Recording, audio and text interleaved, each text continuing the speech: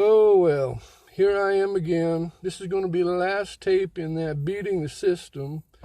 There's a bunch of tips I just have to go through, and tips and tricks. They're covered in the book, but, I got to put them in this tape here, too. So I'm just cleaning up some loose ends, as they say. I gotta, you guys out there, you do everything wrong and half-assed and backwards just about every time. It's shocking to me. And so I'm going to mention a couple of things right off the bat. You walk in and you do something, and everybody sees your face, and all you got to do is get a 99-cent mask at some 99-cent store. Never show your face when you're doing anything. Just get a piece of fabric and put it across your face. It'll be pleasant for the people. They won't have to look at your face anyway. So you're doing them a favor. But never, they have, then your face is in a photo array and boom, you're picked out and there you go. Pack your toothbrush and buy some Vaseline because you're on your way. You got to get smart. The other thing is, I look at these shows. I like these crime shows. They have, these things, CODIS and APHIS. People have the fingerprints, and then they're putting them all over everything. Everywhere. They got fingerprints, and I think half of the people in prison are there with fingerprints. Is it too much to, get a 99-cent pair of gloves? I mean, your face and your fingerprints are the big two, and people just have them hanging right out there. Said, how can I get more fingerprints on here? And let me stick my face in your face so you can really see me. You guys are nuts. That's why that's why I feel so sad about the human race. You're too dumb to even figure that stuff out? Come on now. Jesus Christ. But here we go. I'll give you some other ones because if you can't figure those out, you surely can't figure these out. And I usually don't go off a list, but here I am, and I'm going to because I'm a little bit mad at you, so I'm not going to go spontaneously. But, okay, so if you want to look bigger when you're doing something, you just wear 2 or 3 shirts or maybe 2 or 3 pair of pants, and you will look like a bigger man. Real difficult, but people don't seem to know anything. They make copies of your shoes.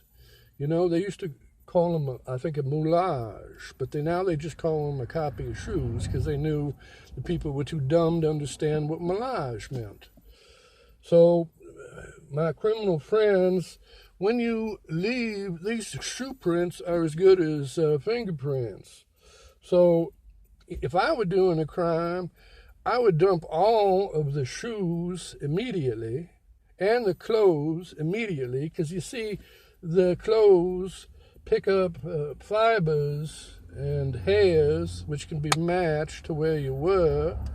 So you dump all the clothes. Are you going to cry because you're going to throw away a $5 pair of tennis shoes and a $2 Salvation Army shirt? Come on now. Get real here. Man. So everything gets thrown away. You never keep anything. Now, here's something. I think I mentioned this before, but maybe not. If you really want to get smart, if any of you out there that qualifies, something you could do is like, if you wear a size 10 shoe, that's your regular size. A lot of people figured out the thing, well, I'll go to the thrift store and I'll buy a size 12 shoes, and then I'll wear them all over, and they'll think that, hey, this guy's a bigger guy. The shoe is size 12. Well, people have kind of figured that one out. Some people do it. I guess the real genius ones figure that one out. But, and of course, whatever, if you have these size 12, these oversized shoes sitting in your closet, you're still going to get picked up and nailed, so you wouldn't do that anyway. You get rid of them, but you just plant the idea that the foot is a larger foot, size 12. You understanding that, I'm hoping. So, another one. But what I was going to tell you is this. If you really want to get a little bit clever, say you wear those size 10s, you don't get the 12 because that's been done before. You get a size 8. See? Now, how could a guy that has a size 10 foot be wearing size 8 shoes and leaving size 8 prints all over the place? Well, now you've really thrown them off. And, of course, you can wear those. You just cut out the toes. If it's tennis shoes, you just cut out the little toe thing with a slit. You just stick your toes out there. Of course, you don't keep your little pair of size 8s with a slit in it in your closet. You throw that away, but now you've implanted an idea that it's a smaller foot. See how that works? Yeah, this is the hardcore stuff. Since we're talking about that, let me just tell you this. The thing is I've been talking about, beating the system and a little bit of this and that. I'm not giving you anything like, how to murder anybody. I was thinking about that, how to, beat DNA and hair and saliva and all of that. But no, that's all about if you're going to really be doing hardcore stuff, which you shouldn't be doing. Don't do it. You're going to get caught and you're going to go to prison for the rest of your life, and they're going to give you lethal injection. And so, if you forget that, I could give you the perfect murder, how to destroy all evidence. You'd be pristine, but I'm not going to do that. I wouldn't feel comfortable about that. But if you're going to steal a piece of licorice from a liquor store that's been treating you badly, I'm not going to hate your guts for it either. So I wanted to, just bring that up. I'm not going to go hardcore with all of that DNA stuff. You're going to cross that line, you're on your own, brother. So let's see now. So you're doing the thing with the sneakers. Now that's a good thing there. You could also, you could go to a barber shop and pick up a few hairs that don't look like yours, that have the roots attached, the little bulbs on the end. And then you just, put that there, and they think it's from, some Norwegian guy with blonde hair. But again, this is really complicated stuff, and it's like, you're going to be on the level of a James Bond villain, and I don't think most people are. I think most people are too dumb to come in out of the rain. This is one of the sad things about life, but people are not smart. And that's one of my great disappointments in life, but that's the way it goes. And of course, you're never talking on regular phones. You're never talking on pay phones, and you're not talking on burners either. Try to talk to somebody if you're going to do something face to face. Things can be traced. Even if they don't trace the actual conversation, they can trace you to a cell phone tower and put you in the vicinity. So basically, first of all, as I told you in a different chapter, if you're doing anything at all, you're doing it by yourself. You never have partners because they're going to gut you as soon as they need to. They're going to bail themselves out, and they're going to put you right in the sewer and step on your head. So you first of all never have partners because you're working solo if you're doing anything at all. So that's that. Don't talk on any phones. You should have, as I told you in a different tape, never have any money or assets showing anywhere. This is another reason. Let's say you have something and somebody on March the 1st withdraws $5,000. Then on March the 2nd, there's $5,000 deposited into your bank account. Gee whiz, well, how did that happen? What a coincidence. No, you just hung yourself there. Don't do anything in the bank records. Have no money records of anything. You're dealing in cash, right? So let's get our heads right on this. Another thing, ancillary to the banks, you're never putting anything in a safe deposit box. Why? Because if they think you're a miscreant or a mystery ant, either way, they can get a court order and tap your safety deposit box. And also, people do rob those, and there's no record of what's in them. So if you got a big wad of cash in there or a big wad of something, they're going to probably take it. So you're going to be out in the cold anyway.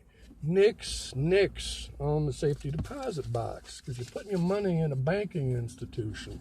That's the wrong concept from the start. Oh, so let's see.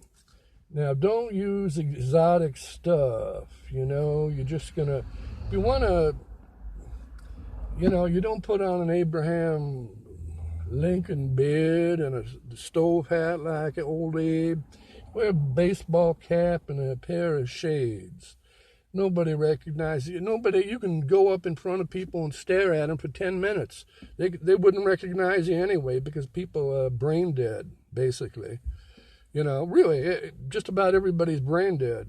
They don't pay attention to anything. They walk out in front of cars because they're talking on their phones. They don't pay attention to what's going on around them. But I'm just saying, if you get the 1 in 1,000 that happens to be a little bit conscious, you want to cover that up. So, just wear a baseball cap and some shades, and people think you're a movie star hiding out from your fans. Of course, if they do get a little glimpse of your kisser, they'll know you're not a movie star. But, what can I tell you? Go argue with evolution. It's not my fault. Now, a few tips on cars. Keep your tires inflated. Keep your mirrors unbroken. No broken glass anywhere. Don't have expired tags. Cops love to pull you over for that stuff because they're very concerned about you because you're such a good citizen. So, they pull you over, and then you agree to a search of your car because you don't want to look guilty because you're a dumbass. And then they search your car and they search your trunk, and they find 500 pounds of ecstasy. And there you go with the toothbrush and the Vaseline again. Bye-bye. I'll see you later. So, now, the big thing about the car, of course, is the license plate. Now, you don't want people seeing your license plate, I would guess. So, I would hope you would get that. So there's 3 ways you can obscure or obviate the license. I won't use any more big words on you, but here we go. First one is just go back to when you were a kid, or maybe you still do it, I don't know. But you get a little pail and you put some water in it and you put some dirt in it and you make yourself some mud. You got some mud pies there. They're fun. I liked to make mud pies when I was a kid. I'd throw them at people and call them names. I was a horrible boy, but that's another story. But you take that mud and you smear it on your license plate in the back there. And then, so that doesn't stand out, you smear it on the rest of the back here and there. You put a little in the wheel wells and maybe even a little on the front. So you got a mud pie special license plate. If a policeman comes and sees that, he's going to say, you got some mud on your license plate, I can't read it. You say, oh, thank you, officer. I really appreciate your service to me. And you go right back and you wash that off. That's a no harm, no foul. Are you okay with that? So that is a good way. You can also find license plates all over the place. Sometimes they're on the ground. Sometimes they're in thrift stores on the outskirts of town. Just go buy some other license plates and you just rubber band them on your real plate. So let's say you're in California where they have blue numbers and letters on a white background. You take this other plate, which has blue letters and a white background, right? And you buy some white rubber bands, a couple, and they blend in to the background of the plate, you see?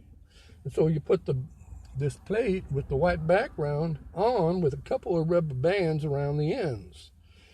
Now, from a distance, if somebody goes right up there and sticks their big nose in it, they'll see it. But from any kind of a distance, they don't see anything except the other plate.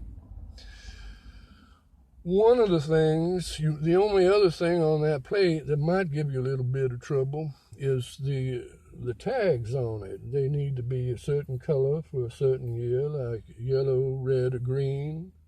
You know, yellow and blue make red, ooh! So what you just get a Post-it thing there and just stick that Post-it thing with the right color. So if the year is 2020 and the color for that is blue, you just get a little Post-it notes at the 99-cent store, and you just put that little blue thing, that acts as your tag. And anybody seeing it from over 5 feet away can't tell the difference.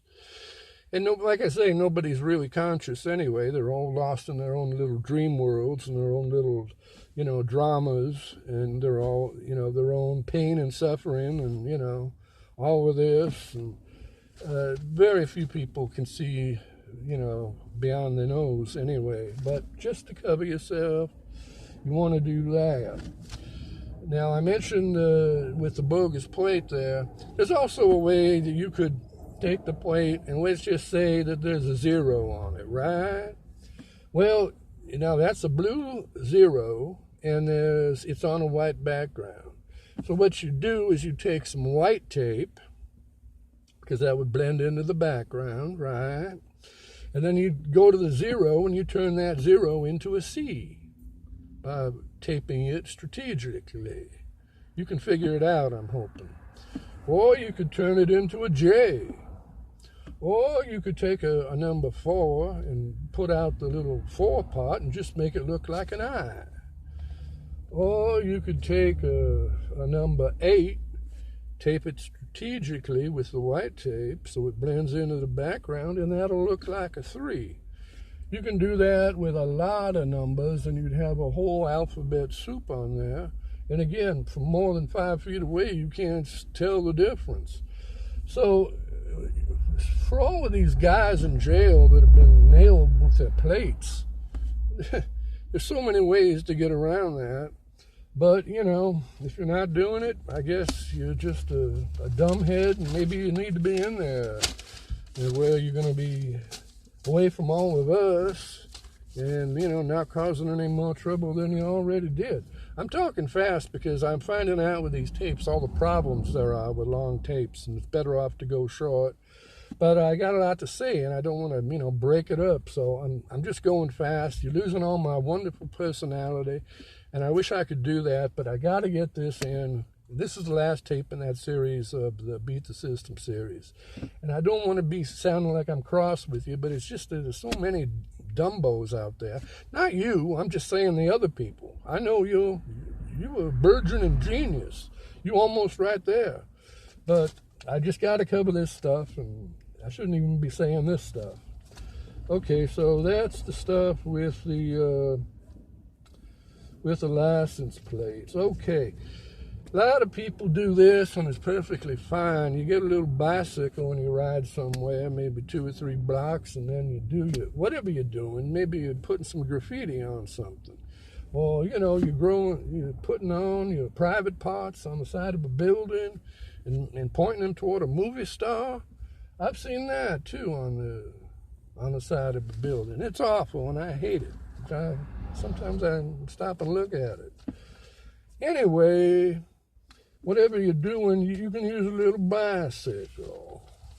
Those work. But then again, probably most of you are just fat and lazy and whatever. You probably can't pedal a bicycle for more than about 100 yards before you fall right off on your face.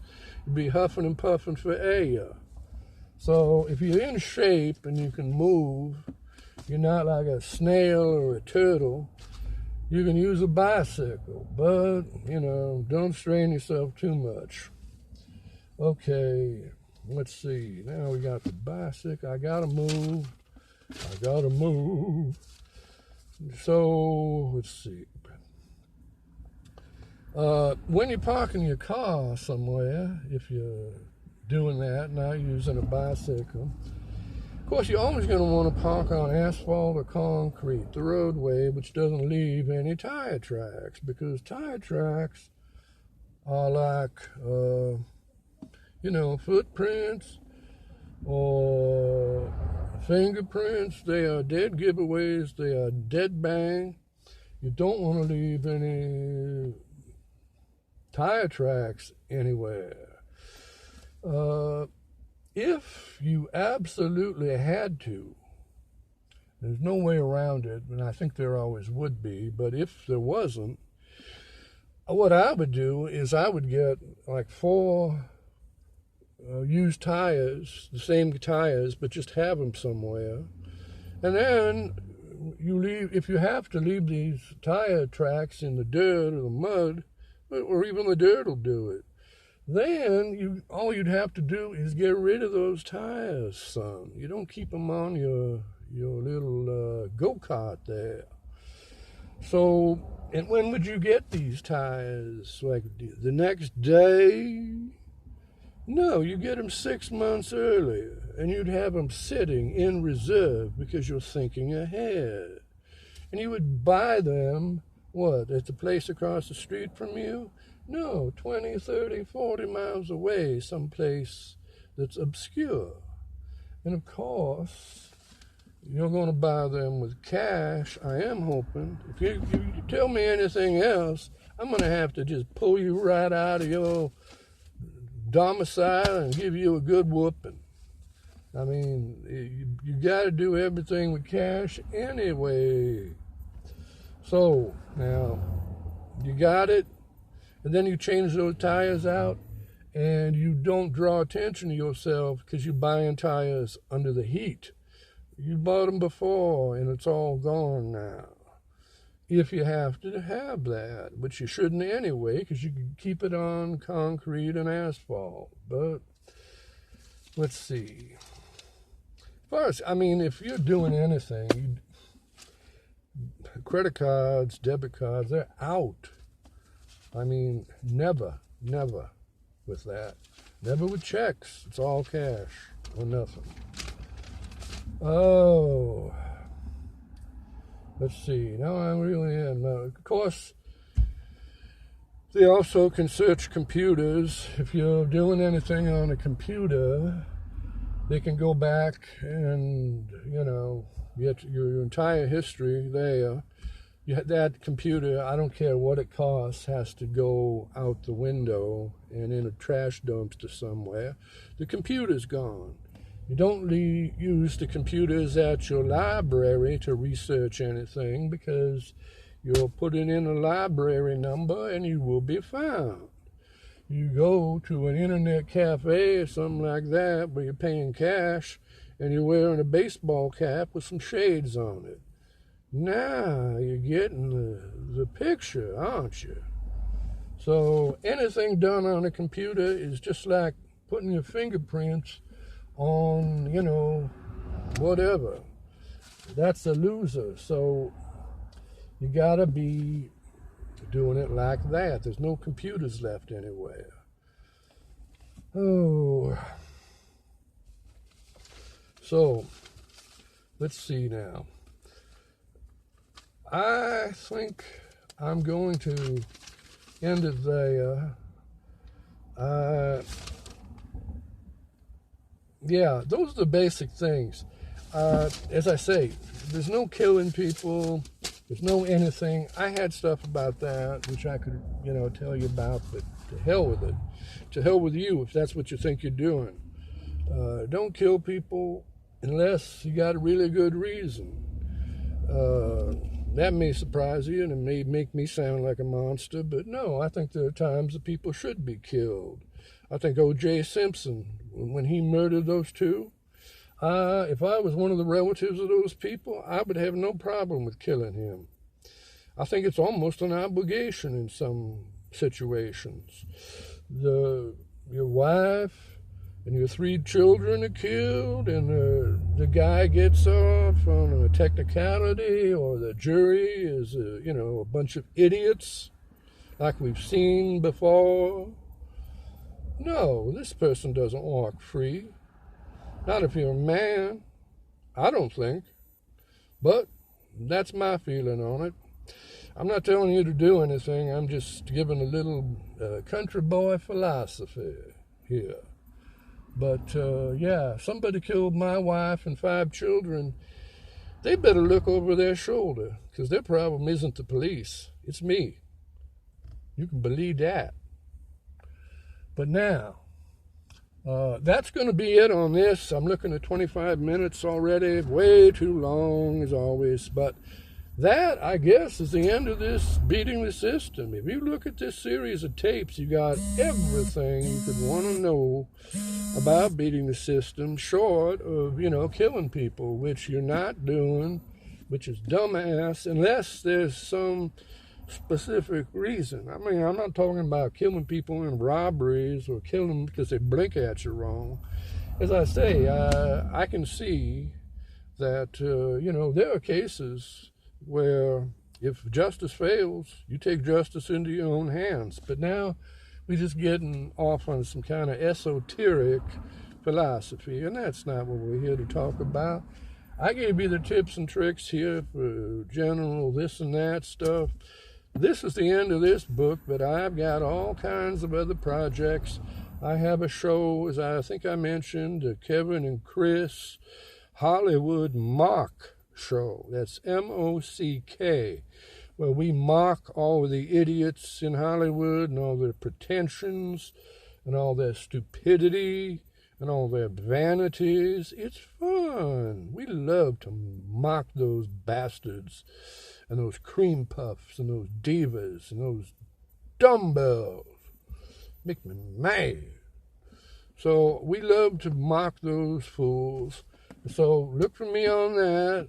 I have other books. Check it out. I'm going to put them all up and get them intertwined and intertangled on the YouTube and with other places like Vimeo and all these other things. But, I got a lot of things in the air, and I can't do it overnight. I find out now you get into this YouTube stuff, and before that it was the Kindle books. I'm telling you, I mean, it's like building a house for everyone you do. It's incredible amount of work, incredible amount of networking. I mean, it is, it's beyond a full-time job. Making me mad. I just want to snap my fingers and have it. Well, that's the kind of bastard I am. Well, anyway, there we go. This is 28 minutes, but this is the kiss-off on Beating the System. And, try not to be a dumbass, even if you are a dumbass. And if you are smart, congratulations. You're one of the rare ones. I'd like to shake your hand. You know I'm talking to you, don't you? Not those other ones. Right to you. I know you're a smart one. I can tell it by your face. So, there it is. I'll see you later.